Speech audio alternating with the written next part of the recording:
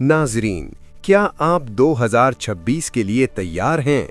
अगर आपको लगता है कि पिछले चंद साल बुरे थे, तो ज़रा रुकें, क्योंकि तारीख के सबसे बड़े नजूमियों ने साल 2026 के लिए कुछ ऐसा देख लिया था जिसका जिक्र करते हुए भी उनकी रूह कांप गई थी। एक नाबीना औरत जिसने 9/11 हमले से लेकर कोरोना वायरस तक की सही पेशगोई की, उसका कहना था कि 2026 वो साल होगा जब इंसानों का राब्ता पहली बार किसी दूसरी मखलूक से होगा। क्या वाकई खलाई मखलूक एलियंस हम पर हमला करने वाली है, या फिर आर्टिफिशियल इंटेलिजेंस हमें अपना गुलाम बना लेगी? आज राजनामा में हम बाबा वांगा और नास्ट्राडेमस की इन खौफनाक पेशगोइयों का पोस्टमार्टम करेंगे, जिन्होंने नासा के साइंसदानों की नींदें भी उड़ा दी हैं।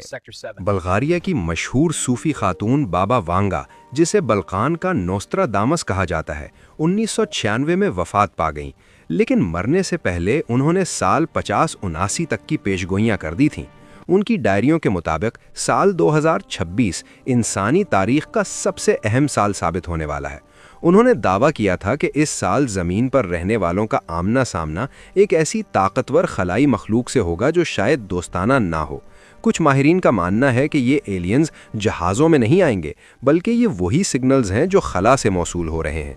क्या ये महज इत्तेफाक है कि पिछले ही महीने अमरीकी कांग्रेस में यूएफओज पर होने वाली खुफिया समात में ये माना गया कि हम कायनात में अकेले नहीं हैं?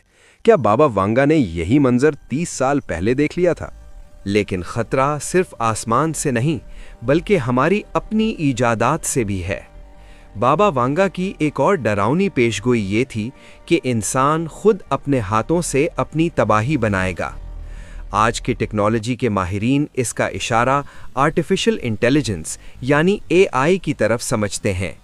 पेशगोई के मुताबिक 2026 तक एआई इस हद तक खुद मुख्तार यानी इंडिपेंडेंट हो जाएगी कि उसे इंसानों की ज़रूरत नहीं रहेगी। मशीनें इंसानों से ज़्यादा ज़हीन हो जाएंगी और अपने फैसले खुद करेंगी। ज़रा सोचें, अगर दुनिया का न्यूक्लियर सिस्टम किसी एआई के कंट्रोल में चला जाए और वो इंसान को ज़मीन के लिए वायरस समझकर ख़त्म करने का फ़ैसला कर ले, तो क्या होगा? अब चलते हैं 500 साल पीछे, फ्रांस के मशहूर नजूमी नास्ट्राडेमस की तरफ। उसने अपनी किताब ले प्रोफेतीज में साल 2026 के आसपास एक खौफनाक आलमी जंग का नक्शा खींचा है। उसके अल्फाज थे, मशरिक से आग उठेगी और मगरिब कांप उठेगा। मौजूदा हालात को देखें तो रूस, यूक्रेन, इजराइल और फलस्तीन